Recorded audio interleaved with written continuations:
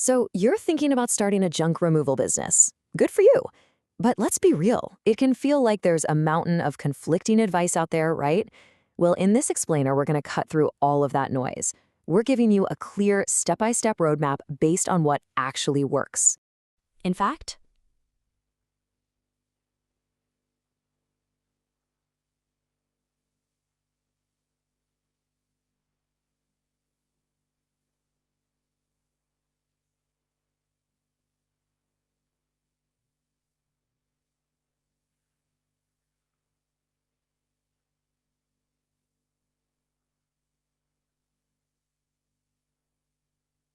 fact, this is the last one you're ever going to have to watch on this topic. Now, that's a really bold claim, I know, but here's why we're making it. There are so many so-called gurus out there trying to sell you crazy expensive courses for a business that's surprisingly simple to start. We're going to give you all that essential knowledge right here. So what's the real secret sauce? What's the one thing that truly makes or breaks a junk removal business? You're probably thinking it's a giant truck or maybe a garage full of fancy tools, but you'd be wrong. It all boils down to one simple thing: getting the phone to ring. That's it. Your success or failure hangs on how well you can market your business. And here's the kicker. It's the one thing those expensive courses kind of gloss over because, a lot of them actually outsource their own marketing. All right, here's our game plan. We've already covered the big secret: marketing. Next up, we're going to build your legal foundation, assemble your business toolkit, and then get you out there winning your very first jobs. After that, we dive into the real game changers: how to completely dominate Google search, and a final gold nugget strategy that you will not hear anywhere else. Okay, first things first, let's talk about building that legal foundation. Before you even think about hauling a single piece of junk, you've got to be set up as a legitimate professional business. It's not hard, but it is absolutely crucial. There are basically 6 key steps here. You've got to file your business with the Secretary of State. Most people go with an LLC to keep their personal and business stuff separate. Then, get a federal tax ID number. You'll use those 2 things to open a real business bank account, which lets you start taking credit cards. And finally, check for any local permits and get yourself general liability insurance. Seriously, don't skip the insurance. It doesn't just protect you, it's what bigger clients like property managers will demand to see. Okay, legal stuff is done. Now for the fun part: building your business toolkit. This is all about the stuff your customers will actually see and touch: your branding, your equipment, the whole shebang. And let's start with your name, because this is so important. Please avoid vague names like Mario's Enterprises. Be specific. A name like 503 Junk Removal tells Google and your customers exactly what you do and where you do it. It is a super simple SEO trick that pays off, believe me. Next, let's get your branding sorted. You don't need to break the bank.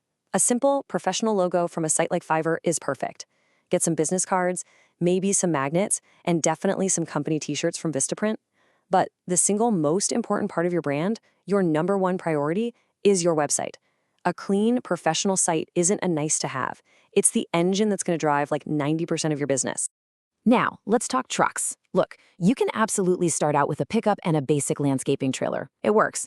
But if you can swing it, upgrading to a dump trailer is a total game changer. It literally saves you hours of backbreaking unloading and makes your days way more profitable.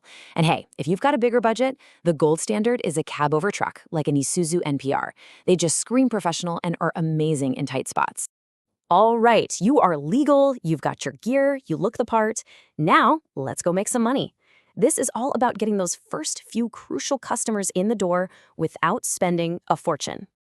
And here's a brilliant little trick before you go all in. Use Craigslist as your practice field. Seriously, post a cheap $5 ad, field the calls and texts that come in, and just practice giving quotes. You don't even have to take the jobs at first. Just keep a log of how much money you would have made. This is your proof of concept. It builds your confidence and shows you the demand is there.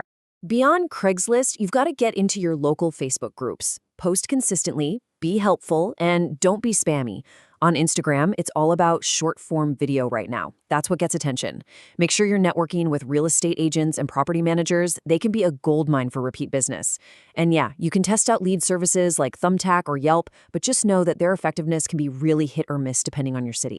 Okay, those early strategies are fantastic for getting off the ground. But for real, long-term, scalable growth, there is only one king. And that king is Google. This is where your business goes from a side hustle to a real empire. So what do you think this number means? 20%? This is the tiny slice of the customer pie that most new businesses are fighting tooth and nail for, and it's the main reason so many of them get stuck and can't grow. Here's what that 20% actually is. When people search on Google, only about 1 out of every 5 of them will click on those paid ads at the very top of the page.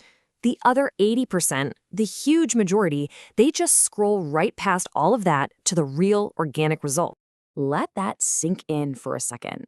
If your entire marketing strategy is just paying for Google ads, you are only competing for a measly 20% of the available customers in your area. Paid ads are fine for a quick start, but to truly scale your business, you have to win in the organic results. That's where the real money is. And the way you do that is with something called SEO, which stands for search engine optimization. It's basically the process of building and structuring your website so that Google sees you as the best, most relevant answer when someone in your town types in a money phrase, something like junk removal near me.